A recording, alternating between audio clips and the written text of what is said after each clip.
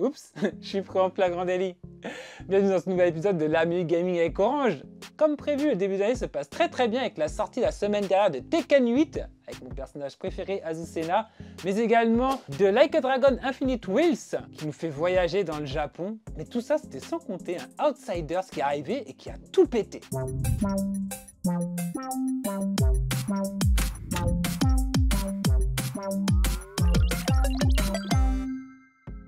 Est-ce que vous avez déjà entendu parler de Palworld? Alors Palworld, c'est devenu un véritable phénomène dans le monde du jeu vidéo. Il faut savoir qu'à sa sortie, le jeu est devenu le jeu le plus streamé et le plus regardé sur Twitch. Ce qui est très impressionnant parce que ça veut dire qu'il fait jeu égal avec des jeux comme GTA V, Fortnite ou League of Legends. Le jeu a fait 4 millions de ventes en 2 jours, 6 millions de ventes en 4 jours. Et on a des millions de joueurs en ligne qui jouent au jeu. Parce que ouais, en plus c'est un jeu multijoueur.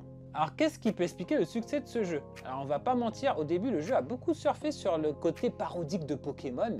Et même moi j'étais curieux, mais j'étais quand même sceptique. Et finalement, quand le jeu est sorti, c'était pas un clone de Pokémon avec des armes à feu, pas du tout même. En fait, on se retrouve avec un jeu de survie et de construction qui est vraiment intéressant et surtout très addictif. Donc on va partir à la recherche de ressources, de bois, de pierres pour justement construire son camp, construire des villas, construire des maisons, construire des fontaines. Et ce qui est intéressant, c'est que tous les pals qu'on capture, donc les pals c'est les animaux qui ressemblent un peu à des Pokémon, on peut leur assigner des tâches dans le camp et ils vont entretenir tout seul le camp. Alors personnellement, j'aime bien que ça donne un peu un côté imprévisible à ces pals où tu vas en avoir un qui va aller chercher du bois, tu vas en avoir un qui va arroser les jardins, tu vas en avoir un qui va ramener à manger. Et j'avoue que le jeu est plutôt frais. D'ailleurs, il y a une mécanique de jeu que j'aime beaucoup, c'est la manière dont on capture les pals qui ressemble à ce qu'on avait dans Pokémon Arceus et qui a été abandonné dans Pokémon Violet par exemple. Enfin voilà, le jeu est disponible sur Xbox et PC, vous l'avez dans le Xbox Game Pass ou sur Steam et Xbox où il coûte environ une trentaine d'euros.